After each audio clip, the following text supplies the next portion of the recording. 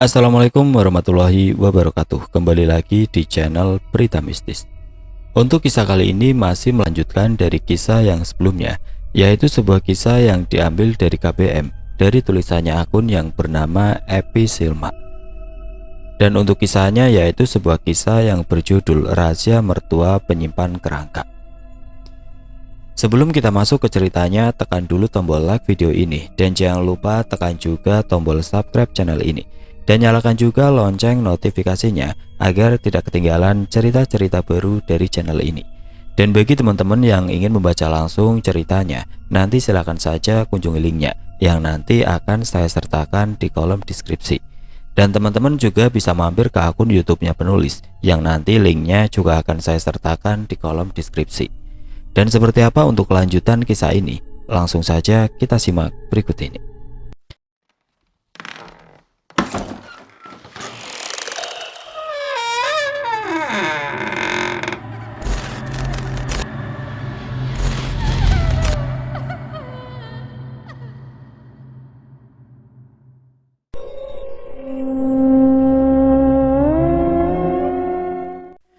Aku gemetar dan bimbang.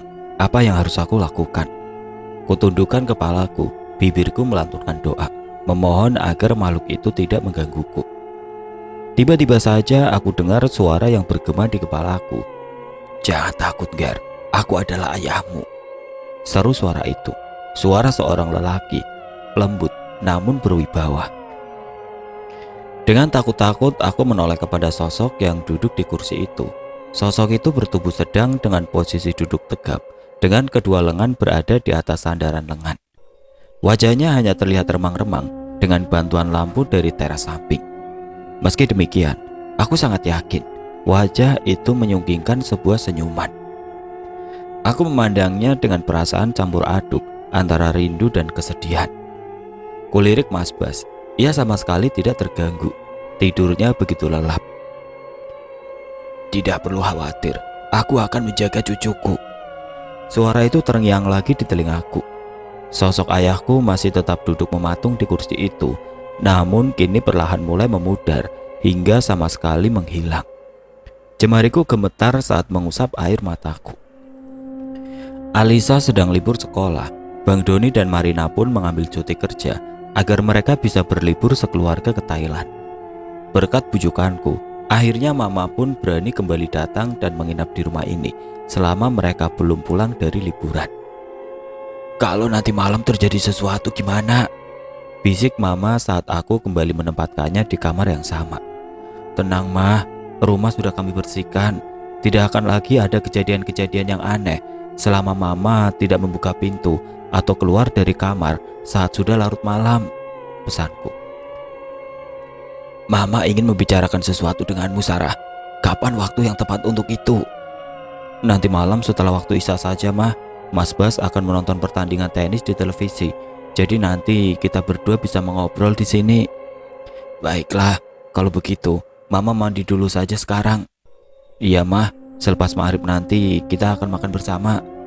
Aku pun meninggalkan Mama untuk beristirahat. Mama terlihat tidak sabar saat ibu tanpa henti mengajak beliau mengobrol di meja makan. Sepertinya beliau ingin segera masuk ke dalam kamar dan berbicara empat mata denganku. "Buning mau istirahat, Jeng. Sudah malam. Pasti beliau lelah karena perjalanan jauh," kata bapak. "Oh iya, maaf ya Bu. Saya kalau sudah ngobrol memang bablas kemana-mana. Monggo kalau jenengan mau istirahat sekarang. Saya juga ada yang harus saya rapikan di kamar." Ibu tertawariku pada mama yang hanya tersenyum maklum. Aku dan mama membantu ibu membersihkan meja makan dan mencuci piring. Lalu kami pun kembali ke kamar masing-masing. Pukul 8 malam aku mengetuk pelan pintu kamar mama. "Masuk, Sarah." Aku duduk di hadapan mama, di tepi tempat tidur. Mama tampak gugup dan gelisah. "Ada apa, Mah?" tanyaku. "Mama ingin mengatakan sesuatu sebelum bayimu lahir, Sarah. Sudah beberapa malam Mama mengalami mimpi yang sama. Itu sebabnya akhirnya Mama pun memutuskan untuk membuka sebuah rahasia kepadamu. Rahasia selama puluhan tahun." Mama menatap mataku lekat-lekat sembari memegang kedua lenganku. "Kamu jangan kaget dan marah ya." Aku tersenyum. Ndak akan, Mah. Mama melepaskan pegangannya dan menggenggam tangannya di pangkuanku. Begini Sarah, papa kandungmu datang dalam mimpi agar mama mengatakan hal yang sebenarnya kepadamu. Papa kandungmu bukan Adi Sucipto, dia bernama Hudaya. Aku hanya diam dengan seulas senyum tipis. Mama terlihat heran karena aku sama sekali tidak terkejut. Aku sudah tahu itu, Mah, dari bapak dan ibu. Mama terperangah, matanya membelalak. Bagaimana mereka bisa tahu? Aduh, memalukan sekali, keluh Mama. Beliau menutup wajah dengan kedua belah tangannya. Aku pun menceritakan semua yang telah disampaikan oleh bapak dan ibu, termasuk kutukan yang melanda di keluarga Joyo Lodaya dan Waluyo. Sekian lama aku menunggunya, tanpa tahu apapun yang terjadi pada dirinya. Perasaan sakit hati, amarah, dan rasa rindu yang aku pendam bertahun-tahun lamanya. Meski aku sudah menikah lagi dengan Adi Sucipto. Kasihan sekali papamu, Sarah. Semoga dia memaafkanku. Mama mulai terisak-isak, air mata menetes ke pangkuannya. Aku memeluk Mama, tangisnya pecah, tubuhnya terguncang-guncang. Beliau memaafkan Mama kok, jawabku.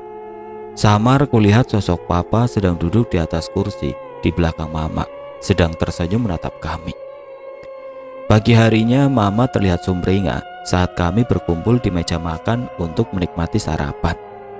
Aku bisa merasakan bahwa Mama begitu lega karena rahasia yang beliau simpan sekian lama akhirnya terungkap sudah. Siang harinya, ibu membuka kamar doa untuk Mama. Mama tampak agak ragu memasuki ruangan yang menyisakan aroma kemenyan, dupa dan bunga itu. Tulang belulang suamimu ada di dalam kotak dan terbungkus kain kafan, Jeng. Bungkusan yang panjang berisi tulang milik suamimu, sedangkan yang pendek adalah tulang milik anakku, ujar ibu. Bolehkah aku melihatnya? Tanya Mama. Ibu mengangguk. Dengan gerakan anggun, beliau melangkah ke depan kotak itu dan mengangkat penutupnya dengan hati-hati. Silakan, ujar beliau. Mama melangkah ke depan peti, tubuhnya gemetar. Aku yakin itu bukan karena rasa takut, namun karena gejolak perasaannya yang terpendam selama sekian puluh tahun. Mama menyentuh permukaan kain kafan yang ukurannya panjang. Seketika, tangis beliau pun pecah. Aku bergegas menghampiri dan merangkul pundak perempuan yang aku cintai itu. Ibu berdiri mematung di belakang kami. Suara isakan Mama kini menjadi satu-satunya suara di ruangan itu. Beberapa menit berlalu, hingga perlahan tangis Mama mereda dan beliau membalikkan tubuh menghadap ibu. Sudah cukup, Bu, ujar Mama lirih. Ibu mengangguk dan kembali menutup peti itu dengan rapat. Meski sudah sejak lama tahu isi dalam peti itu, namun tidak urung aku pun merasakan gelombang kesedihan dan kengerian seperti yang Mama rasakan saat ini.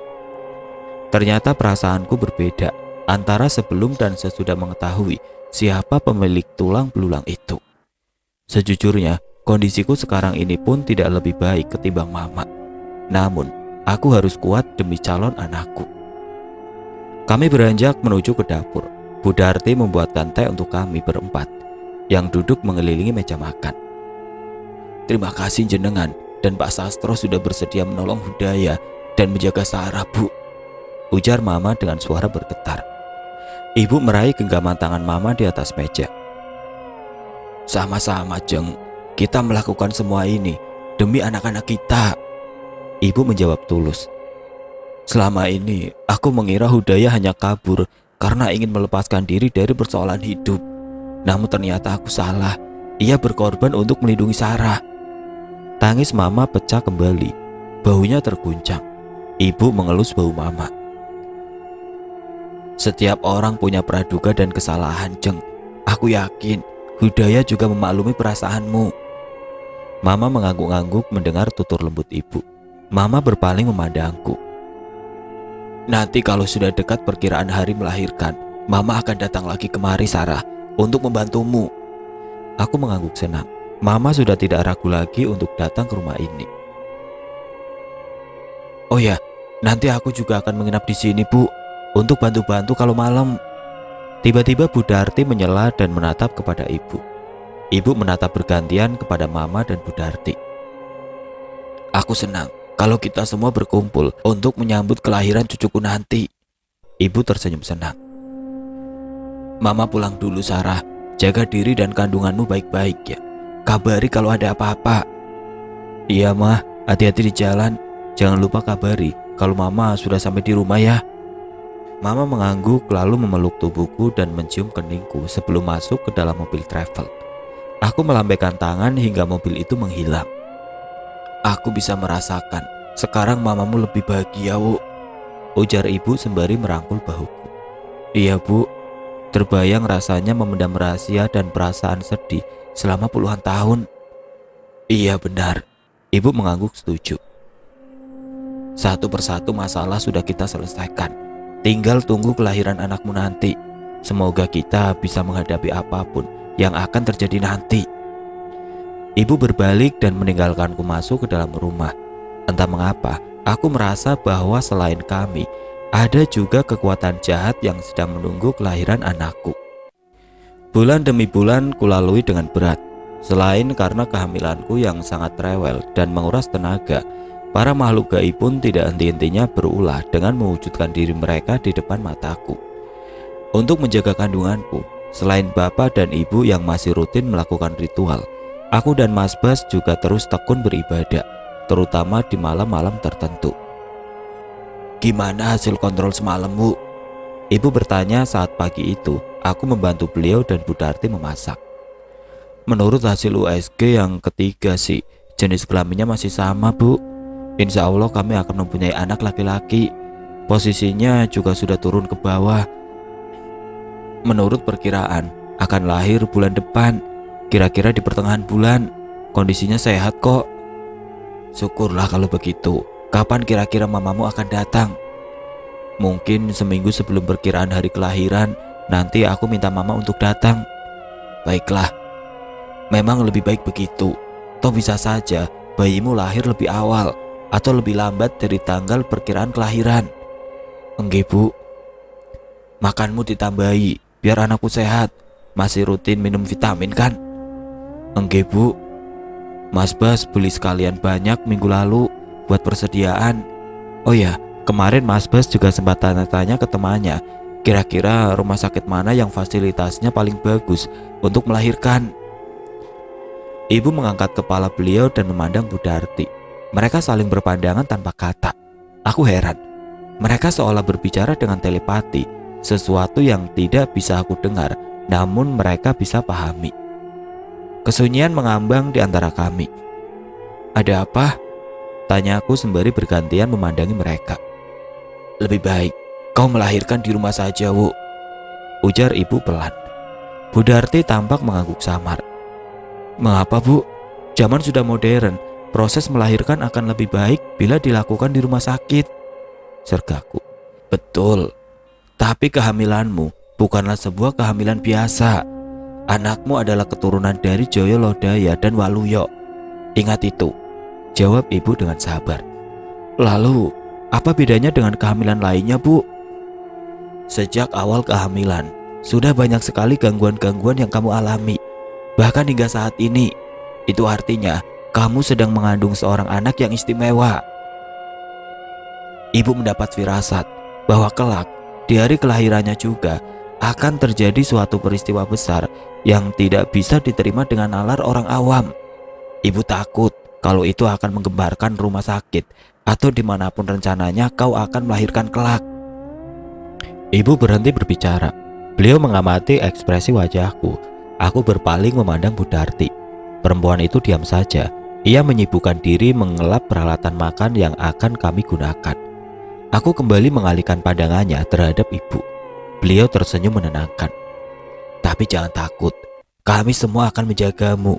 Oleh sebab itu, alangkah baiknya bila kau melahirkan di rumah ini saja. Aku menunduk, tidak tahu harus menjawab apa. Ibu pun tampaknya tidak menunggu jawabanku. Beliau berbalik dan memasukkan potongan sayur ke dalam panci yang berisi air mendidih. Aneh sekali. Masa kamu disuruh melahirkan di rumah? Ini kan kehamilan pertamamu. Kamu belum punya pengalaman melahirkan sebelumnya. Nanti kalau ada apa-apa gimana, Jeng? Tanya Mas Bas. Ia tampak gusar saat mengatakan hal itu. Lelaki yang kucintai ini berjalan mondar-mandir di antara meja samping tempat tidur dan pintu kamar mandi. Ia begitu gelisah dan sedikit marah, meski berusaha menahan agar suaranya tidak sampai terdengar dari luar kamar kami. Jujur, aku siap melahirkan di mana saja, Mas. Tidak masalah buatku. Toh aku juga sudah banyak mencari tahu bagaimana cara melahirkan yang benar. Mungkin benar kata ibu, bila terjadi peristiwa yang aneh-aneh, jangan sampai membuat heboh orang satu rumah sakit. Jawabku pelan. Mas Bas tidak menjawab apapun. Aku tahu dia sangat kesal. Ia naik ke atas tempat tidur dan menarik selimut sembari mematikan lampu di meja kecil sebelahnya. Aku capek, mau tidur sekarang, ujarnya ketus. Aku hanya menghela nafas panjang. Mama kembali datang tepat seminggu sebelum tanggal perkiraanku melahirkan. Saat aku jelaskan mengenai rencanaku untuk melahirkan di rumah saja, reaksi beliau pun sama seperti Mas Bas. Mama takut kalau nanti terjadi sesuatu yang butuh penanganan medis, sementara kita jauh dari rumah sakit, Sarah. Mama tenang saja, kandunganku sehat kok, insya Allah tidak terjadi apa-apa. Ku genggam jemari mama dan ku tatap matanya sungguh-sungguh, seolah berjanji bahwa tidak ada yang perlu beliau khawatirkan. Meski wajah beliau tampak pucat dan sangsi, namun mama tetap mengangguk dalam diam. Kesibukan di rumah ini semakin bertambah menjelang kelahiran anakku. Bapak dan ibu membeli berbagai macam perlengkapan sesaji untuk kamar doa. Lebih banyak dari biasanya. Bu Darti dan Pak Subur pun sudah mulai menginap di rumah ini. Mereka memilih kamar yang paling dekat dengan dapur dan ruang cuci setrika agar tidak perlu mondar-mandir terlalu jauh. Kami masih beraktivitas seperti biasa. Namun ada yang berubah. Sekarang kami bersikap lebih banyak diam. Tidak terlalu banyak bicara dan bersenda gurau seperti sebelumnya. Semua orang menyembunyikan ketegangannya masing-masing. Sore itu mama menemaniku di teras samping. Aku sedang asik berkonsentrasi melukis foto Alisa yang Marina kirimkan melalui aplikasi WhatsApp.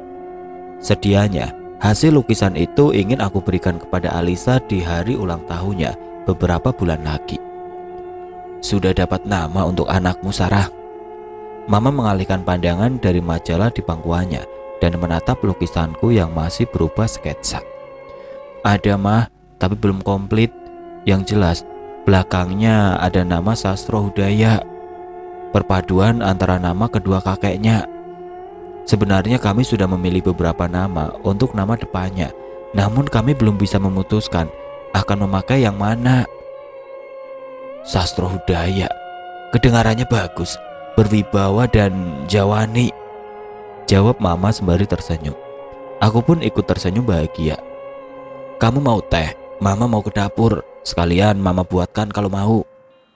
Mau, ndak usah pakai gula ya. Mama mengangguk dan membawa gelas kosongnya ke dapur. Baru beberapa detik mama meninggalkanku. Tiba-tiba saja perutku merasa sakit luar biasa. Rasanya seperti diremas oleh sebuah tangan yang kuat. Aduh. Aku mengerang pelan, kuletakkan kuasku, lalu kupegang bawah perutku dengan kedua tanganku.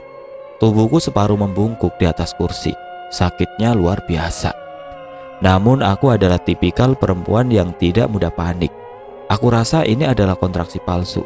Hari perkiraan melahirkan masih sekitar 4 hari lagi, dan aku tidak pernah mengalami kontraksi ringan sebelumnya. Hal itulah yang membuatku yakin sekali bahwa ini hanyalah sebuah kontraksi palsu. Tapi rasa sakit ini begitu menyengat. Aku sampai harus memejamkan mata. Kutarik nafas dalam-dalam dan menghembuskannya berkali-kali demi menahan kesakitan itu. Tangan kananku mencengkram sandaran kursi. Bulir-bulir keringat mulai menetes di dahi dan leherku. Aku merasa begitu tersiksa.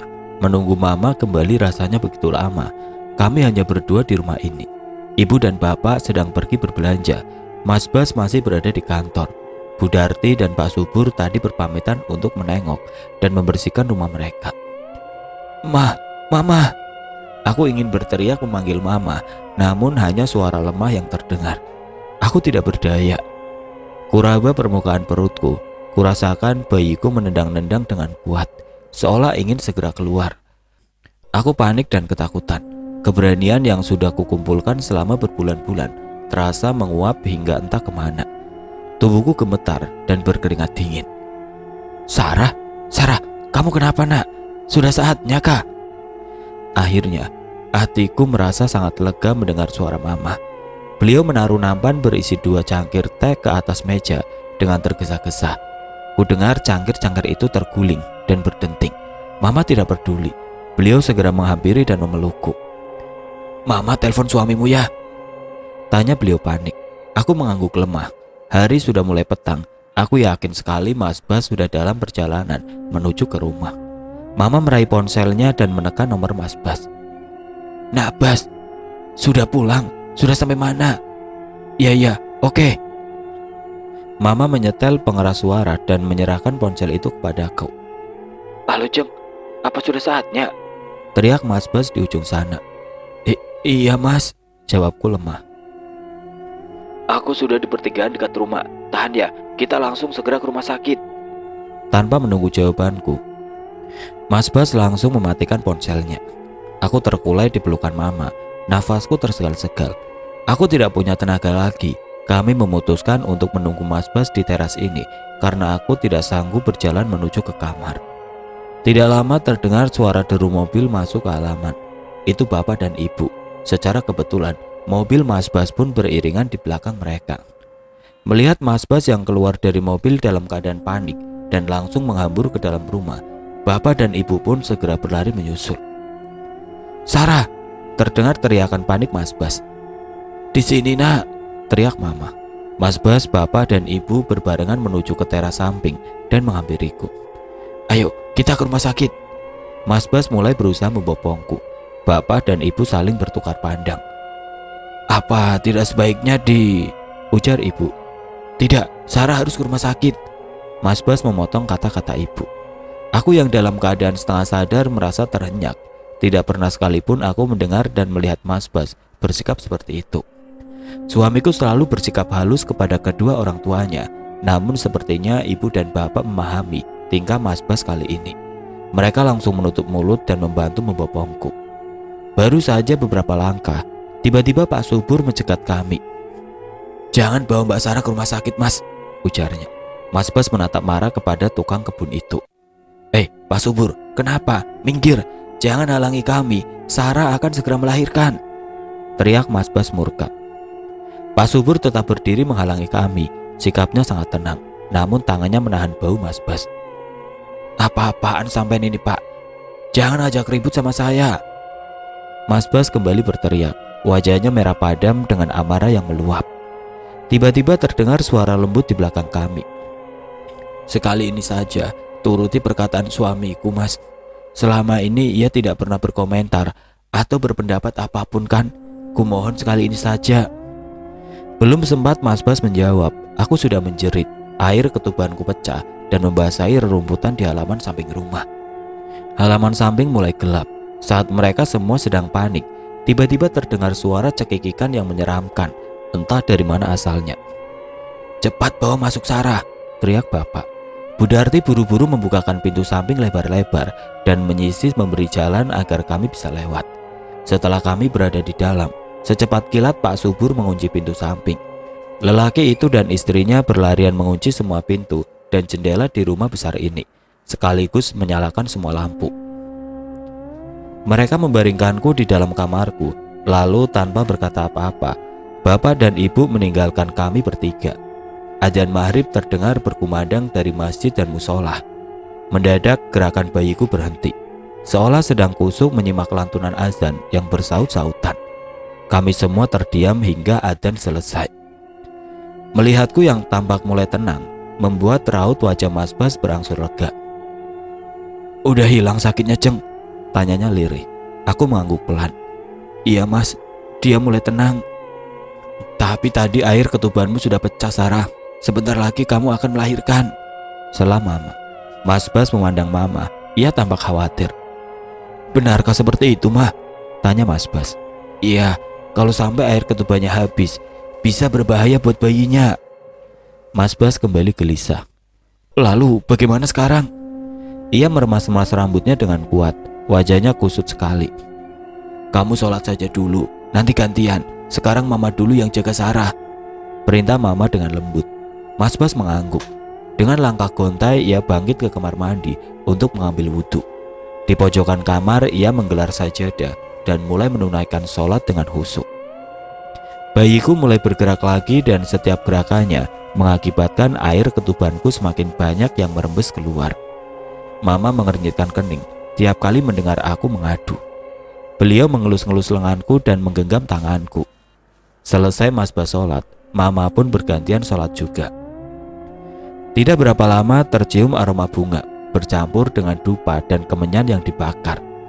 Terdengar suara ketukan di pintu. Bapak dan Ibu melangkah masuk, disusul oleh Bu Darti dan Pak Subur. "Bagaimana sekarang Pak, Bu?" tanya Mas Bas seraya memandang kedua orang tuanya bergantian. "Saatnya sudah tiba. Kami akan bersiap-siap di ruang doa. Kalian semua berdoalah agar tidak terjadi apa-apa. Sebaiknya Sarah melahirkan di rumah saja," ujar Bapak. "Tapi air ketubannya sudah pecah Pak. Bisa membahayakan bayi kami kalau sampai kehabisan," serga Mas Bas. Aku dan Mama mengangguk berbarengan mendukung ucapan Mas Bas. "Kalian dengar suara cekikikan tadi kan?" sahut Bapak sambil menatap kami satu persatu. "Kalian pasti tidak mau ada peristiwa ganjil terjadi di rumah sakit dan menjadi perbincangan orang." "Aku tidak peduli apa kata orang Pak. Istri dan anakku harus segera diselamatkan." Mas Bas tampak mulai emosi. Aku ngeri mendengar nada suaranya yang meninggi. Kulihat sekelilingku, wajah mereka tampak sangat cemas. "Tapi kami tidak bisa melakukan ritual di rumah sakit untuk melindungi Sarah, Bas. Kamu mau makhluk apapun itu datang ke rumah sakit dan mengancam keselamatan jiwa kalian?" Kali ini Bapak mulai kehilangan kesabaran. "Apa yang akan kau lakukan untuk melindungi istri dan anakmu dari makhluk jahat itu?" "Aku akan melawannya Pak," jawab Mas Bas lugas. "Melawan dengan apa? Makhluk itu sudah ratusan atau mungkin ribuan tahun umurnya. Membunuhmu adalah hal yang sangat mudah baginya." Sontak Mas Bas terdiam mendengar kata-kata Bapak. Aku menggenggam tangan Mas Bas dan meremasnya. "Tenangkan hatimu, Ger. Bapak dan Ibu akan berusaha sekuat tenaga kami untuk melindungi kalian." Ibu berjalan menghampiri Mas Bas dan memeluk erat putra mereka satu-satunya. Tangis Mas Bas pun pecah. Aku dan Mama yang menyaksikan adegan itu pun ikut meneteskan air mata. Mas Bas kelihatan begitu rapuh. Bapak dan Ibu kembali ke ruang doa. "Kami akan ke dapur untuk menyiapkan air panas, handuk, dan segala keperluan melahirkan, Mas. Apa Mas Bas mau makan dulu? Aku bawakan ke kamar ya." "Kasihan, Mas pulang kerja belum sempat makan." "Enggak Bu, belum lapar, nanti saja," tolak Mas Bas. "Ya sudah, kalau ada apa-apa panggil saja ya," kata Bu Darti kepada Mas Bas. Suamiku mengangguk pelan. "Iya Bu." Bu Darti dan Pak Subur meninggalkan kamar dan menutup rapat pintu di belakang mereka. Kini tinggallah aku, Mama dan Mas Bas di kamar ini. Mama membungkuk mengelus kepalaku. Air mataku menetes, perasaanku campur aduk. Tiba-tiba saja aku merindukan ayah kandungku. Andai saja beliau ada di sini. "Sakit sekali ya?" tanya Mas Bas khawatir. Ia salah menduga, jatuhnya air mataku karena rasa sakit. Padahal aku sudah tidak merasakan kesakitan lagi. Aku menggelengkan kepala dengan pelan. "Bayinya sudah tenang, tidak terlalu sakit lagi." Mas Bas mengecup keningku beberapa saat. "Semua akan baik-baik saja, Jeng," bisiknya di telingaku. "Nak Bas, Mama mau sholat dan ngaji di kamar ini saja ya. Takut kalau kembali dan sendirian di kamar belakang. Boleh Mama pinjam sajadah dan mukena Sarah?" Mas Bas menoleh sejenak ke arah Mama. "Iya Mah, itu di dalam lemari kecil di belakang Mama. Al-Quran dan buku Yasin juga ada di laci yang paling atas," jawab Mas Bas sembari menunjuk dengan tangan kanannya, sementara tangan kiri menggenggam erat jemariku. Mama mengangguk dan bergegas menuju ke kamar mandi untuk berwudu. Terdengar suara gemercik air keran menimpa ubin kamar mandi. Namun telingaku seperti menangkap suara lain juga. "Mas, turun hujan kah?" Mas Bas menelengkan suara, mendengarkan dengan seksama. "Iya Jeng, gerimis kayaknya." Suara tetesan air hujan yang menimpa genteng rumah serasa nyaring berdenting-denting di telingaku. Entah mengapa mendadak saja pendengaranku menjadi sangat peka. Mama kembali dari kamar mandi dan menggelar sajadah di sebelah kanan tempat tidur kami. Beliau tampak khusyuk menunaikan sholatnya, seolah tidak terburu-buru. Selesai sholat, beliau mulai mengaji dengan suara lirik. Suara mama bersaing dengan riuhnya suara tetesan air hujan yang semakin deras. "Duh, hujannya kok tambah lebat ya mas?" keluhku. Mas Bas tidak menjawab. Ia hanya mengelus kepalaku dan sebelah tangan menopang kepalanya. Ia tampak sangat kusut. Iba hatiku melihat keadaannya yang seperti itu. Kini aroma kemenyan, dupa, dan berbungaan bercampur dengan aroma khas tanah yang basah tertimpa air hujan. Suara ayat suci yang mama lantunkan pun membaur dengan suara hujan yang turun dengan derasnya. Lalu tiba-tiba mulai terdengar suara tembang yang ibu kidungkan. Saat kami menyimak lantunan kidung dan ayat suci dengan takjim, tiba-tiba saja aliran listrik mendadak padam. Seluruh rumah menjadi gelap gulita. Aku mencengkram lengan Mas Bas. Rasa takut tiba-tiba menyerbuku. Mama terdiam. Beliau tidak lagi bisa membaca kitab suci yang berada di hadapannya. Suara kidung ibu masih terdengar, namun kini seperti bergetar. Mama bangkit dari sajadahnya dan mencopot mukenanya yang dikenakannya. "Ada korek dan lilin di kamar ini kan, Nak Bas?" tanya mama. Mas Bas tampak berpikir sejenak. "Sudah habis mah, aku lupa ambil di dapur," jawab Mas Bas dengan nada suara menyesal. "Atau senter mungkin? Oh ya mah, sebentar, di laci nakas di belakangku." Mas Bas melepaskan genggamannya di tanganku. Terdengar suara berisik saat ia membuka laci dan mengaduk-ngaduk isinya. "Syukurlah ketemu," ujar Mas Bas dalam kegelapan. Aku sama sekali tidak bisa melihat apapun. Namun aku bisa mendengar Mas Bas berusaha menyalakan senter kecil itu. Namun setelah beberapa kali menekan tombol on, senter itu tidak juga menyala. Mungkin baterainya sudah habis atau memang rusak. Mas Bas mulai menggerutu. "Nggak bisa hidup mah." "Ya sudah, bisakah Nak Bas ke dapur untuk mengambil lilin? Mama ndak hafal isi rumah ini. Nanti mama nabrak barang-barang antik punya orang tuamu." "Baiklah mah, tolong jagain Sarah sebentar ya." Hujan semakin deras. Dalam keadaan listrik padam seperti ini, kami sama sekali tidak bisa melihat apapun di dalam rumah. Ibu masih menembang. Mungkin bapak dan ibu tidak menyadari listrik yang padam karena di dalam kamar doa mereka tidak menghidupkan lampu dan hanya menggunakan cahaya dari lilin. Aku mendengar Mas Bas membuka pintu kamar dan menutupnya kembali. Kurasakan mama mendekat dan duduk di sebelahku. Jemari beliau memijati betisku. Aku ingin mengobrol dengan mama, namun tiba-tiba rasa sakit di perutku mulai menyerang kembali. Meski sudah kucoba untuk mengabaikannya, namun rasa sakit itu kian menggila. Aku yang semula hanya meringis, kini mulai merintih-rintih kesakitan dalam kegelapan. Mama tidak berkata apa-apa. Beliau hanya terus memijat betisku. Kian lama pijatannya kian kuat hingga membuatku mengadu. "Aduh, sakit mah, jangan terlalu kencang," rintihku. Mama tidak menjawab, tapi pijatannya mulai pelan kembali. Kurasakan bayiku mulai menendang-nendang dengan kuat. Aku pun mulai menggeliat ke kanan dan ke kiri, menahan rasa sakit. Air mata mulai menetes di pipiku. Mengapa Mas Bas lama sekali? Aku beringsut berusaha untuk duduk. Bukannya membantuku, mama malah mencengkram kedua kakiku dengan erat. Kudengar suara petir menggelegar di atas rumah ini. Sekilas, kilatan cahayanya terlihat dari ventilasi di atas jendela kamar kami. Dalam sedetik, kulihat ekspresi mama yang ganjil. Beliau menatapku tajam sembari menyeringai. Tiba-tiba, bulu kuduku meremang. Kini aku menyadari sesuatu. Mama tidak akan mencengkram kakiku dengan begitu kuat. Mama pun tidak pernah menyeringai dengan cara seperti itu. Sosok yang sedang berada di hadapanku ini bukanlah mama.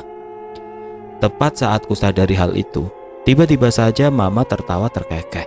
Suaranya seperti suara seorang nenek yang mengerikan. Rasa sakit pun kini bercampur aduk dengan ketakutanku.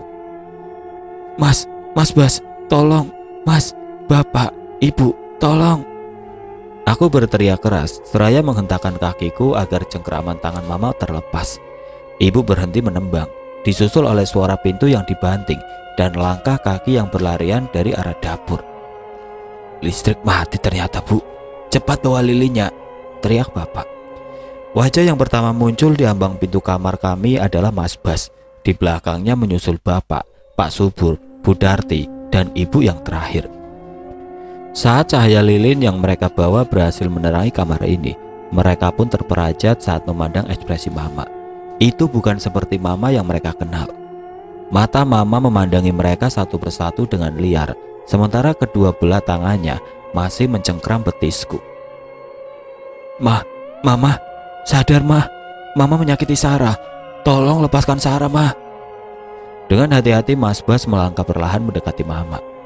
Ia menggenggam sebatang lilin yang menyala di tangan kirinya. Sedangkan tangan kanannya berusaha menyentuh tangan Mama dan membujuknya agar melepaskanku. Mama memandang Mas Bas lekat-lekat. Anak ini milikku. Suara tawa itu melengking menggidikan bulu roma. Dia bukan milikmu, Nyi Ganda Mayit, teriak bapak penuh amarah. Perempuan iblis itu semakin keras tertawa mendengar ucapan bapak. Kupandangi Mas Bas. Ia ingin melawan iblis itu, namun ia bingung bagaimana caranya agar tidak menyakiti fisik Mama. Ibu masuk ke dalam kamar. Dengan cekatan beliau segera meraih jemari Mama dan merenggangkannya dari betisku. Mas Bas pun akhirnya mengikuti tindakan Mama. Cengkeraman itu pun terlepas. Mama berteriak meronta-ronta saat bapak dan Pak Subur menyegrap beliau. Ambil kunci kamar kita, Bu. Buka pintunya, teriak bapak. Ibu berlari menuju kamar mereka. Terdengar suara pintu terbanting dibuka. Ayo kita kurung Pungningrum sementara di sana. Bapak, Pak Subur, Bu Darti dan ibu menggiring Mama untuk masuk ke dalam kamar itu. Terdengar pintu itu ditutup dan dikunci dari luar. Mas Bas bersimpuh di lantai. Ia menggenggam jemariku dan menciuminya. Tenang Jeng, nanti pasti Mama segera pulih kok, hiburnya. Aku mulai menangis terseduh-seduh, apalagi saat mendengar teriakan Mama yang teredam di dalam kamar. Mereka berempat kembali ke kamar kami. Kamu baik-baik saja kan Sarah? Tanya bapak. Enggak Pak, jawabku disela isakan. Sabar Bu, untunglah makhluk itu tidak sampai melukaimu. Mamamu pasti sebentar lagi pulih kok, hibur ibu yang kini duduk di tepi tempat tidurku. Petir kembali menyambar. Guru bersaut-sautan di sela suara angin kencang dan derasnya hujan.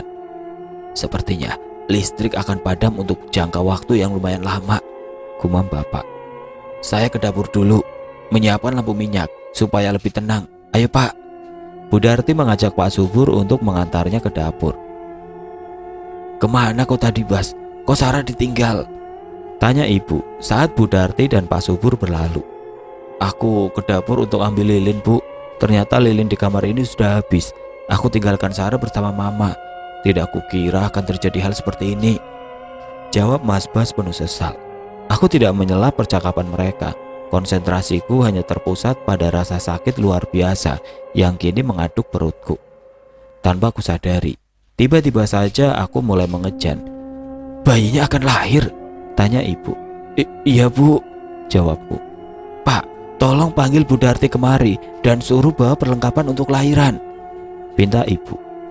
Bapak segera berlari ke dapur. Mas Bas tampak luar biasa gelisah. Tangannya terasa dingin dalam genggamanku. Mengejan saat bayinya mulai mendorong saja Bu. Atur napas, ayo tarik nafas. Aku menarik nafas panjang dan menghembuskannya perlahan, mengikuti arahan ibu. Jemari tangan kiriku mencengkram spray dengan kuat, menahan rasa sakit yang kian mendera. Tidak lama Bu Darti pun datang membawa lampu minyak besar. Pak Subur membantunya membawakan ember dan segala macam perlengkapan lahiran. Bapak dan Pak Subur menunggu di ruang tengah. Masih kudengar suara dan teriakan penuh amarah Mama dan gedoran pintu di kamar ibu. Ayo dorong Bu, dorong lagi yang kuat, ujar ibu menyemangatiku. Aku mengerahkan seluruh tenagaku untuk mendorong saat kurasakan bayiku mulai mencari jalan keluar. Bulir-bulir keringat berleleran di dahi dan leherku. Hawa dingin di luar nyaris sama sekali tidak kurasakan. Rambutku pun menjadi kusut masai dan lengket. Kucengkram kuat genggaman tangan Mas Bas. Ia tampak tegang, namun berusaha untuk tetap tenang. Sesekali ia mengelus rambutku dan berbisik. Kamu pasti bisa Jeng, kamu kuat, ujarnya. Semua orang di dalam kamar ini begitu tegang. Kutatap wajah-wajah mereka yang diterangi oleh sinar dari lampu minyak yang Bu Darti letakkan di atas meja. Mereka semua tampak berjumpa peluk. Kulihat Bu Darti berdiri di belakang ibu sembari memejamkan mata. Kedua tangannya terpaut di depan tubuhnya, bibirnya bergerak-gerak seolah sedang berdoa. Sambil terus berusaha untuk mengejan, kusadari bahwa suara teriakan mama dan gedoran pintu itu sudah tidak terdengar lagi. Diam-diam, aku bersyukur. Mungkin mama sudah tidak sadar dan kini sedang beristirahat. "Dorong lagi, Bu. Dorong yang kuat. Sudah kelihatan kepalanya," teriak ibu dengan keras. Dengan mengucap bismillah, aku menarik nafas dalam-dalam, lalu mengejan dengan kuat. Akhirnya, bayiku pun lahir. Kehadirannya di dunia ini diiringi oleh kilatan petir yang benderang dan suara gemuruh yang memegahkan telinga. "Alhamdulillah, laki-laki, Bas." Ibu berseru bahagia saat beberapa detik kemudian terdengar suara tangis bayiku yang melengking. Beliau langsung meletakkan bayiku di atas meja yang sudah dialasi pusat tipis, lalu memotong tali pusat bayiku. Bu Darti mengulurkan selai selimut yang langsung ibu gunakan untuk membungkus tubuh bayiku yang kini mulai tenang. Mas Bas terisak bahagia. Ia menciumi pipiku berkali-kali. Bu Darti tersenyum lebar. "Selamat atas kelahiran anaknya ya Mbak Sarah dan Mas Bas," gumamnya sembari memasukkan semua kain dan handuk yang ternoda darah persalinanku ke dalam sebuah ember. Ia lalu menyelipkan handuk baru di bawah tubuhku. Aku membalasnya dengan senyum dan anggukan kepala. "Aku taruh dulu kain-kain ini di dapur, Mbak, biar besok aku cuci," kata Bu Darti. Ia mengangkat ember berisi kain-kain dan handuk itu keluar dari kamar kami. "Coba susui bayimu." Ibu menyerahkan bayiku dengan lembut dan meletakkannya di dadaku. "Kami sudah boleh masuk belum?" tanya bapak dari luar kamar. "Sebentar, biar Sarah susui dulu anaknya," seru ibu. Beliau memandangku. "Kami akan memeriksa keadaan mamamu dulu, Sarah. Semoga ia tidak kenapa-napa," ujar ibu. "Enggak, Bu, matur nuwun." Ibu mengangguk dan menyentuh sekilas pipi bayiku dengan ibu jarinya sebelum keluar kamar diikuti oleh Bu Darti. Perhatianku kini tertuju pada bayiku yang menggeliat dan mulai belajar menyusui. Seorang bayi yang sangat tampan, seorang sastro hudaya. Kudengar mereka membuka pintu kamar ibu. "Bu Ningrum pingsan, mungkin karena kecapean. Ayo, kita bopong dan baringkan di atas tempat tidur." Kudengar suara bapak memberikan perintah. Tidak berapa lama kemudian, kudengar suara pintu itu dikunci lagi dari luar. "Sarah, bisakah kami melihat anakmu sekarang?" tanya bapak dari luar. Kupandangi bayiku yang terlelap dalam selimutnya yang hangat. Ia hanya beberapa menit menyusu, namun sudah jatuh tertidur. "Enggak, Pak, silakan," jawabku seraya membenahi selimut dan kancing bajuku. Mas Bas meminta anak kami dan membopongnya. Semua orang kini masuk ke dalam kamar kami kecuali mama. "Mamamu tidak apa-apa kok, hanya perlu istirahat. Jangan khawatir," hibur ibu, seolah mampu membaca rasa khawatir di wajahku. "Enggak, Bu," jawabku. Bukan hanya sekedar mengkhawatirkan keadaan mama, namun aku juga sangat menyesali mengapa mama yang sejak awal kami rencanakan akan mendampingi proses persalinanku, kini malah melewatkan peristiwa penting dalam hidupku karena gangguan makhluk laknat itu. Aku membiarkan mereka mengagumi putra kami, sementara Mas Bas membantuku turun dari tempat tidur untuk buang air kecil di kamar mandi di kamar kami. Sekembalinya dari kamar mandi, aku kembali berbaring di atas tempat tidur. Mas Bas meminta kembali anak kami untuk digendongnya. Aku terharu melihat pemandangan dua orang lelaki yang sangat kucintai itu. Kulirik jam dinding, sudah lewat pukul 1 malam. Semua orang terlihat sangat letih. Kelelahan usai melahirkan dan ketegangan sejak sore tadi kini membuatku menjadi sangat mengantuk. "Untunglah tidak terjadi sesuatu yang mengkhawatirkan," kata bapak. Kami semua mengiyakan dengan tawa canggung, tidak yakin akan hal itu. Mama baru saja kerasukan, malam pun masih panjang. Apakah masalah ini memang sudah selesai sampai di sini? Aku masih melihat wajah-wajah khawatir dan ketakutan dari orang-orang di hadapanku. Entah mengapa firasatku mengatakan hal ini belum berakhir. Aku mau ke dapur dulu. Mbak Sarah pasti haus dan lapar. Aku bikinkan teh manis dan bawakan makanan ya Mbak, tanya Bu Darti. Mungkin bikin sekalian yang banyak untuk kita semua Bu. Bapak mau kopi, kamu mau teh atau kopi Bas? Tanya ibu seraya memandangi kami satu persatu. Bapak dan Mas Bas meminta kopi, sedangkan aku dan ibu meminta teh panas. Bu Darti mengangguk dan berjalan keluar kamar, diikuti oleh Pak Subur di belakangnya. Namun baru beberapa detik meninggalkan kamar, terdengar teriakan histeris Bu Darti yang disusul oleh teriakan penuh amarah dari Pak Subur. Astagfirullahaladzim. Teriakan mereka berdua mengejutkan kami yang masih berada di dalam kamar. Apakah gerangan yang sedang terjadi di luar? Mas Bas menyerahkan bayi kami padaku, lalu bergegas berlari keluar dan menyusul bapak dan ibu yang lebih dahulu berlari ke arah dapur. Aku mendekap bayi kami erat-erat, seolah bisa merasakan ada bahaya yang sedang mengancam kami. Beberapa detik kemudian Mas Bas muncul kembali dan langsung menghampiriku. Ia tampak sangat panik, wajahnya pucat pasi. Ayo kita pergi Jeng, ujarnya dengan suara bergetar ketakutan. Kemana Mas? Ada apa? Aku menatapnya kebingungan. Mas Bas menyambar sebuah tas jinjing dari lemari bagian bawah, lalu mengisinya dengan pakaian dan perlengkapan bayi kami secara serampangan. Pokoknya pergi jauh dari rumah ini. Nyi Gandamaya datang Jeng. Ia menghisap dan menjilati kain-kain yang masih penuh dengan noda darah persalinanmu di dapur. Aku memekik ketakutan. Ku bererat dekapanku dan kusambar selimut untuk menutupi bayi kami. Dengan berpegangan satu tangan pada dinding, aku mencoba bangkit dari tempat tidur. Pandanganku berkunang-kunang sesaat. Aku merasa begitu lemah dan tidak berdaya. Namun kuabaikan perasaan itu. Rasa takutku terkalahkan oleh tekad kuat untuk menyelamatkan bayi kami. Meski lututku masih lemah dan goyah, namun kupaksakan untuk berdiri dan melangkah menuju ke pintu keluar. Aku tidak sempat berganti pakaian. Bayi kami pun masih telanjang berbalut selimut, belum sempat dipakaikan pakaiannya. Mas Bas menggandeng tangan kananku dengan tangan kirinya yang bebas. Di tangan kanannya ia membawa kunci mobil dan tas jinjing kami. Kudengar suara bapak berteriak-teriak dari arah dapur, menyuruh kami segera pergi. Cepat tinggalkan rumah ini Bas, bawa Sarah dan bayi kalian sejauh-jauhnya, biar kami yang menahan perempuan iblis ini di sini. Demi mendengar perintah itu, tanpa menoleh lagi kami pun bergegas menuju pintu depan.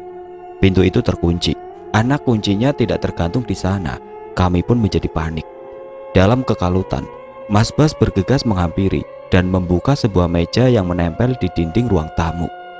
Dengan kasar ia menarik keempat lacinya. Ia mengeluarkan sebuah kunci besar dengan gantungan kunci berbentuk wayang dari kuningan. Masih yakin itu kuncinya? Tanyaku ragu. Iya Jeng, pasti ini memang kunci cadangan pintu depan, jawabnya tanpa ragu. Mas Bas berlari menuju ke pintu, lalu ia berkutat dengan anak kunci itu. Kunci itu terdengar memutar dengan lancar tanpa kendala. Senyuman lebar merekat di wajah Mas Bas. Namun, senyum itu segera lenyap sedetik kemudian saat Mas Bas menyentuh gagang pintu dan mencoba untuk membukanya. Ekspresi wajah Mas Bas tampak tegang bercampur keheranan. Kenapa Mas? Aku bertanya sambil sesekali menoleh khawatir ke arah dapur. Masih terdengar teriakan bapak, ibu, Pak Subur dan Bu Darti dari sana. Pintu ini sudah tidak terkunci Jeng, sudah terbuka kuncinya, namun ada sesuatu yang menahannya dari luar. Mas Bas nyaris menjerit saat mengatakan hal itu. Ayo kita lewat pintu samping, perintahnya. Ia menyambar tas jinjing dan menggandeng tanganku kembali. Kami berbalik menuju ke pintu samping dengan berlari. Gagang pintu itu pun terkunci. Padahal biasanya hanya dikunci dengan gerendel pintu. Dalam keremangan malam, kulihat sekilas raut wajah suamiku yang nyaris putus asa. Aku harus kembali ke dapur dan bertanya kepada ibu, di mana mereka menyimpan kunci pintu ini Jeng, katanya. Tidak Mas, jangan kembali ke sana, bahaya, cegahku. Tangan kananku mencengkeram kuat lengannya. Dalam keadaan biasa, ia pasti sudah meringis kesakitan karena ujung kukuku yang terbenam melukai permukaan kulitnya. Namun kali ini ia hanya menatapku kebingungan. Lalu kita harus lewat mana Jeng? Semua jendela berteralis besi. Tanpa menjawab, aku berlari menyeberang ruangan. menuju pintu samping lainnya. Bayi kami terayun-ayun dalam selimutnya. Untunglah ia jatuh tertidur. Mas Bas mengikutiku berlari. Perasaanku melambung bahagia saat kulihat serangkaian anak kunci yang tergantung di sebuah paku yang menancap pada dinding sebelah pintu. Rupanya, semua kunci pintu di rumah ini menjadi satu dalam rangkaian itu. Dengan tangan gemetar dan basah oleh peluh, Mas Bas berkutat untuk membuka pintu itu. Rasa panik dan ketakutan membuatnya tidak mampu dengan cepat menemukan anak kunci yang tepat. 2 kali ia gagal memasukkan anak kunci yang berbeda. Saat masukkan anak kunci yang ketiga, ku dengar teriakan keras bapak yang membuat jantungku terasa rontok. Terdengar suara klik pelan, pintu itu berhasil terbuka. Aku merapatkan selimut bayiku, bersiap untuk menerjang hujan menuju mobil Mas Bas yang terparkir di halaman. Mas Bas menunduk untuk meraih tas jinjing kami. Saat kami sama-sama hendak berlari keluar, sontak kami berdua terkejut dan berteriak keras secara bersamaan. Saat itu juga, Pak Subur dan Bu Darti berlari menghampiri kami. Aku melihat bapak menyusul di belakang mereka dengan dipapa oleh ibu. Bapak berjalan dengan langkah terhuyung dengan telapak tangan kanannya memegangi dadanya. Beliau nampak sangat kesakitan. "Dia ada di sini," teriak Pak Subur sembari menunjuk ke arah derasnya hujan. Di sana, di bawah derasnya siraman hujan dan sambaran petir yang menyilaukan, berdiri sosok seorang perempuan dengan posisi menyerang. Kukunya yang tajam runcing menekuk, seolah siap menerkam kami. Perempuan itu sangat mengerikan. Wajahnya seperti sosok seorang nenek, namun tubuhnya tampak kuat dan liat seperti seorang perempuan muda. Pakaiannya melekat basah di tubuhnya. Ia tertawa terkekeh-kekeh, seolah menertawakan ketakutan kami. Dengan bola mata yang berwarna putih, sosok itu menatap lapar ke arah bayi kami. Mulut perempuan itu terbuka, membentuk sebuah seringai lebar yang menyeramkan. Apakah sosok ini yang bernama Nyi Gandemahit? Ataukah dia ini Surtini? Atau apakah dia ini hasil penggabungan 2 perempuan iblis itu? Hatiku sibuk menduga-duga. "Tutup kembali pintunya, Pak," seru Bu Darti. Perempuan itu merangsek ke depan dan membantu suaminya menutup pintu. Aku mundur ke belakang. Mas Bas membantu mereka mendorong pintu agar menutup kembali. Namun, meski sudah didorong dari dalam oleh 3 orang, daun pintu dari kayu jati itu tetap bergeming. Bahkan seperti tidak bergeser sesenti pun. Seperti ada energi dari luar yang mendorongnya untuk tetap terbuka. "Sarah, lari ke kamar, kunci pintu kamarmu," teriak ibu panik. Aku berbalik hendak menuju ke kamarku.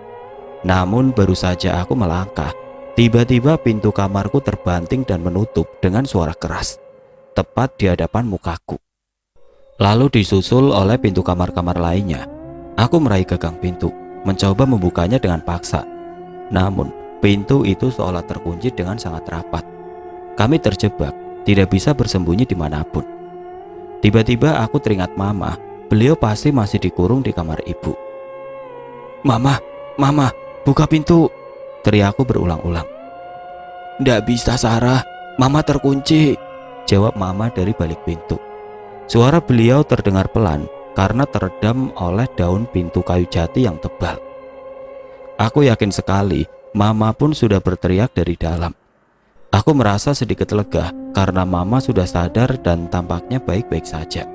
Lalu bagaimana caranya supaya aku bisa masuk ke dalam kamar ini?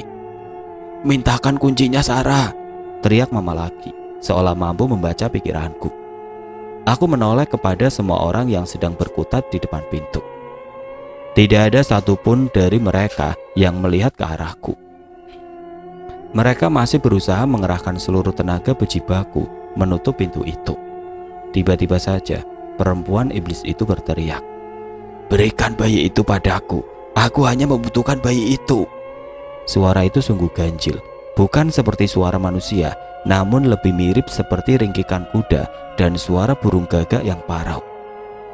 "Tidak, pergi kau, aku tidak akan menyerahkan anakku untukmu," Mas Bas berteriak kalap. Ia luar biasa marah.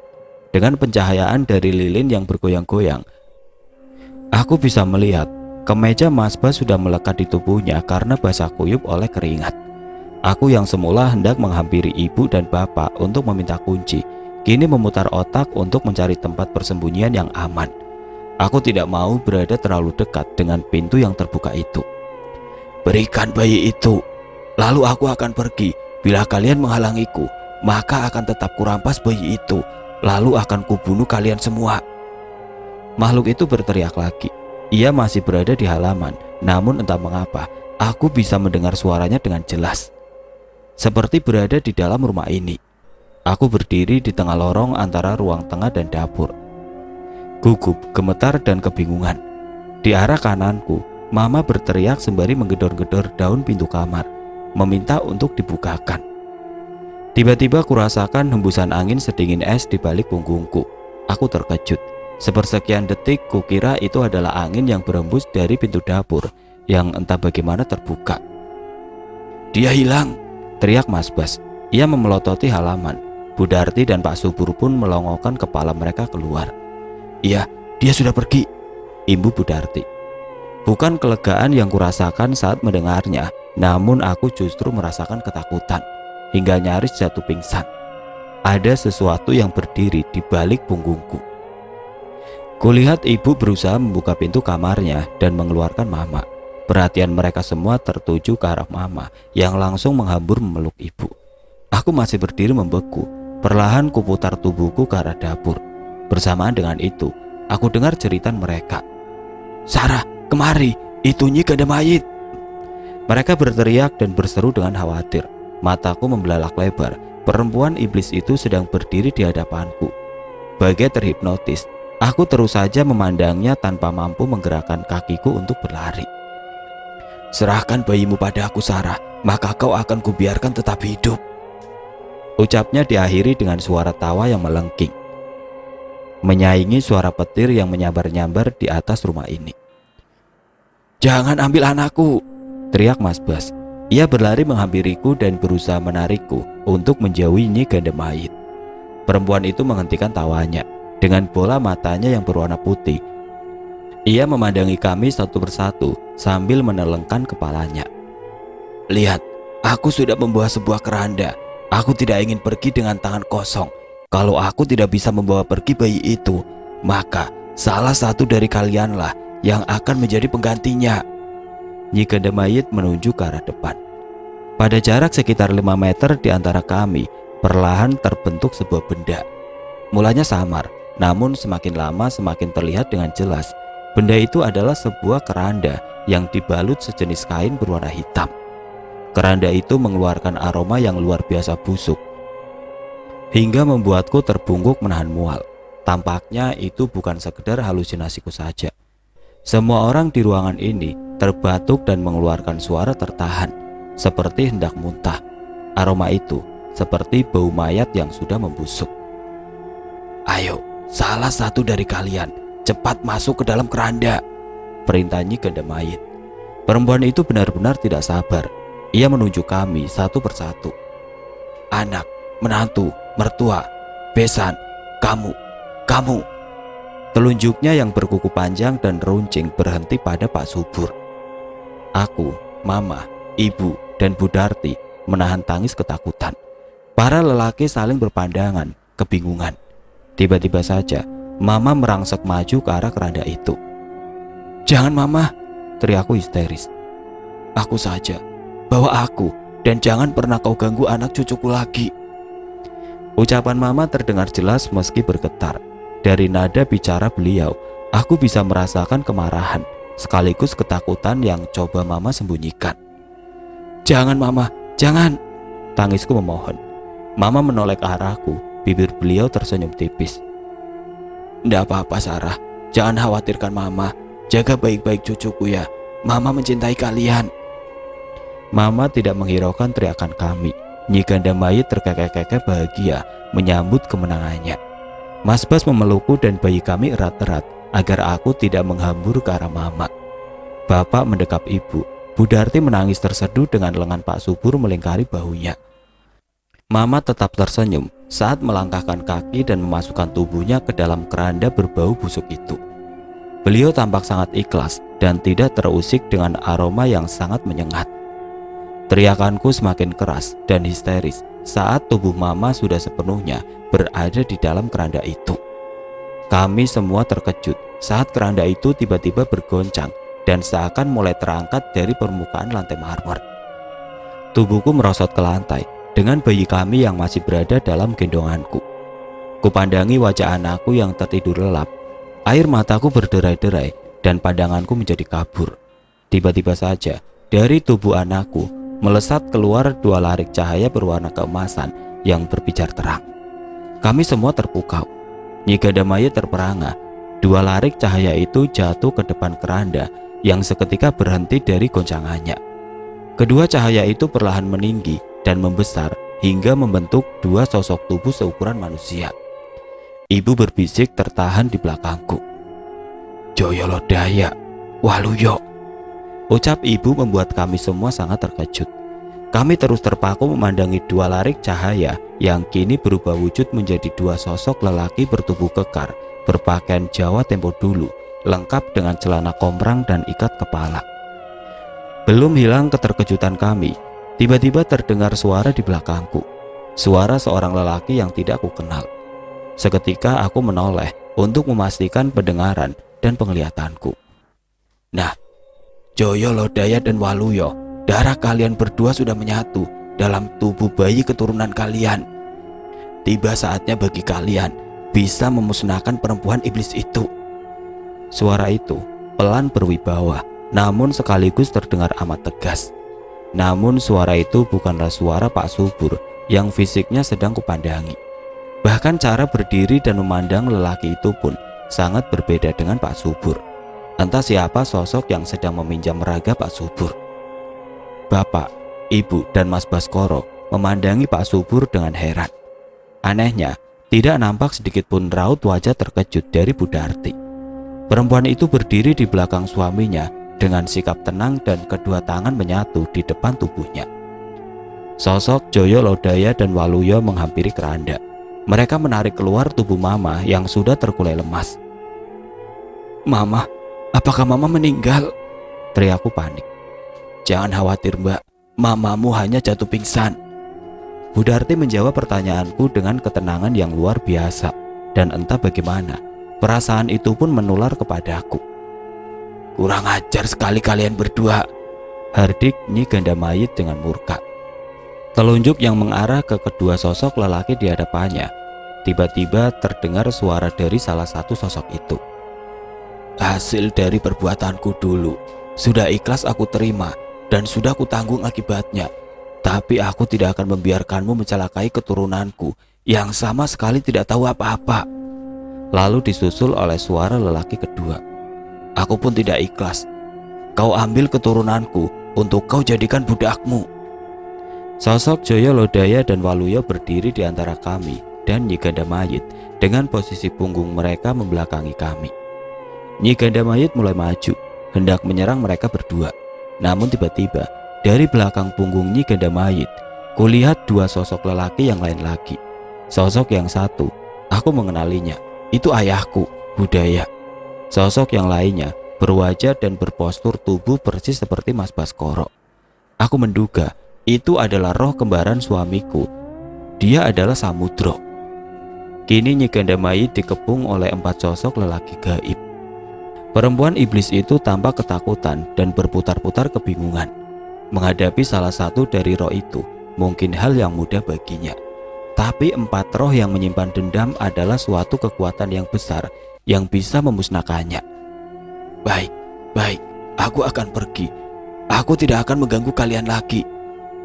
Perempuan iblis itu semakin pucat dan bergerak-gerak panik. Dengan pekikan melengking, ia melompat hendak kabur. Namun gerakannya mengarah kepadaku, seolah ingin menyambar bayi kami. Aku menjerit ketakutan dan secara spontan meringkuk untuk melindungi bayiku. Namun telingaku mendengar jeritan panjang Nyi Gandamaya. Aku coba mengangkat kepala dan membuka mataku. Kusaksikan tubuh perempuan itu masih melayang di atasku. Namun ia terbakar. Api menyala-nyala di sekujur tubuhnya. Kulihat keempat sosok lelaki gaib yang masih berdiri di posisi mereka masing-masing. Keempat tangan mereka terangkat dan mengeluarkan cahaya yang kemudian menyatu membakar tubuh Nyi Ganda Mayit. Suara yang keluar dari tubuhnya yang terbakar terdengar mirip seperti suara ranting kering yang dilalap api berderak-derak nyaring. Rumah yang semula remang-remang kini menjadi terang benderang karena cahaya dari api itu. Anehnya, kami sama sekali tidak merasakan hawa panas. Nyai Ganda Mayit terus berteriak melolong hingga tubuhnya musnah menjadi debu berwarna hitam yang terbawa angin keluar rumah dari pintu yang terbuka. Aku menatap ke depan. Keranda itu menghilang begitu saja. Mama tersadar dari pingsannya dan menangis memelukku serta bayiku. Keempat sosok lelaki gaib itu tersenyum kepada kami. Lalu tubuh mereka perlahan sirna hingga hilang tidak berbekas. Suasana kembali sunyi. Kami mengucapkan rasa syukur. Mas Bas menangis haru sambil menciumi bayi kami. "Terima kasih," bisikku pada mereka yang telah lenyap dari pandangan kami. Siang itu hujan sudah reda, listrik kembali menyala, dan keadaan kembali normal seperti hari sebelumnya. Bedanya, kali ini kami sangat bahagia menyambut bayi kami. Meski semua orang di rumah ini belum sempat tidur sejak kejadian semalam, namun kami semua seperti mendapat suntikan energi yang besar. Tidak ada lagi rasa was-was dan kecemasan di hati kami. Kami semua berkumpul di dapur untuk makan bersama. Tiba-tiba, aku teringat akan sesuatu. Kuletakkan sendokku dan menatap langsung kepada Pak Subur. "Pak, boleh aku bertanya sesuatu?" Pertanyaanku rupanya mendapatkan perhatian dari semua orang. Mereka semua memandangku dengan rasa penasaran, kecuali Pak Subur dan Bu Darti. Pak Subur tersenyum simpul. Ia meletakkan sendoknya juga, lalu menenggak beberapa teguk air putih dari gelasnya. Ia seperti sudah bisa menduga hal apa yang ingin kutanyakan. "Monggo Mbak," jawabnya. "Semalam aku merasa Pak Subur bukanlah Pak Subur. Siapa sebenarnya Bapak?" Terdengar tawa kecil Bu Darti. "Aku adalah keturunan Ki Santang, Mbak. Kami sengaja mengabdi kepada keluarga Pak Sastro untuk melindungi keturunan Joyo, Lodaya, dan Waluyo." Penuturan singkat Pak Subur membuat semua orang sangat terkejut. Pak Subur hanya tersenyum tipis. "Lalu, bagaimana Bapak bisa tahu kalau Nyi Ganda Mayit tadi malam bisa dimusnahkan?" kejarku lagi. "Selama bertahun-tahun, Ki Santang mencari tahu kelemahan Nyi Ganda Mayit. Akhirnya beliau berkesimpulan bahwa mungkin perempuan itu bisa saja memangsa keturunan Joyo, Lodaya, dan Waluyo. Tapi bila keturunan itu adalah hasil dari perkawinan antara keturunan Joyo, Lodaya, dan Waluyo, maka akan jadi senjata makan tuan baginya karena ada dua kekuatan yang bersatu. Selama ini, baru Mbak Sarah dan Mas Bas, dua keturunan itu yang berhasil menikah dan mempunyai anak." Semua orang tercenung mendengar penuturan Pak Subur. Mereka tidak menyangka bahwa tukang kebun itu bukanlah orang sembarangan. "Ki Santang mengumpulkan semua bagian tubuh Joyo, Lodaya yang terpisah, lalu memakamkannya kembali dengan layak di suatu tempat. Semenjak itu, beliau bertekad untuk membantu mengakhiri kutukan itu. Kisah ini diceritakan turun-temurun di keluarga kami. Kami bekerja di sini karena mendapat titah langsung dari Ki Santang melalui mimpi. Kami ditugaskan untuk menjaga kalian." Mas Bas bangkit dan menggeser kursinya. Ia melangkah memutari meja makan, lalu memeluk Pak Subur. "Makasih banyak sudah menolong keluarga kami, Pak," ujar suamiku penuh haru. Dengan linangan air mata, aku pun mengucap terima kasih pada Bu Darti dan Pak Subur. Kerongkonganku terasa tersumbat oleh keharuan. Semua yang berada di ruang makan itu menatap pasangan suami istri itu dengan pandangan terima kasih. "Syukurlah, semua sudah berakhir," ujar Pak Subur disertai anggukan kami. Aku membawa Bayu untuk menginap di rumah Mama selama Mas Bas sedang berdinas di luar kota. Bayu sudah hampir berusia 3 tahun sekarang. Ia tumbuh menjadi seorang balita yang lincah dan cerdas. Sore itu aku tinggalkan Bayu untuk bermain dengan Alisa di ruang tamu. Kugelar karpet yang lembut dan aku berikan beberapa mainan serta makanan kecil untuk mereka. "Tante mau mandi sebentar ya Mbak Alisa. Bisa jagain Dik Bayu kan?" tanya aku pada gadis itu. Alisa mengangguk. "Dik Bayu, ayo main."